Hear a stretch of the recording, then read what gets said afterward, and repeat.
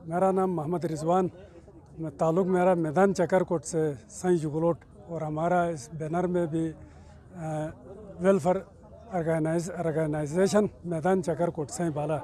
तो ये जो आपके सामने टेबल पे रखी हुई है सारा हमारा अपना लोकल चीज़ है, हमारी अपनी ज़मीनों से उगी हुई है। इसमें अनार, शिमला मिर्च और ये अमरूद है, इसमें अखरोट है, और सबसे बेहतरीन चीज़ मूली और ये जो बंद गोभी है बहुत अच्छी मकदार में पाई जाती है। और इनकी थोड़ी सी परवरिश भी हमारे साथ अगर कोई महकमा हमारे साथ कोई कंटेस्ट करे तो इंशाल्लाह हम अगले साल के लिए हम इससे भी बेहतरीन चीज़ उगा सकते हैं अपनी ज़मीन से। और साल में तकरीबन पूरे साल का ख़र्चा हम अपने सब्जियों से पूरा करते हैं, पूरे साल का घर के अखराजात।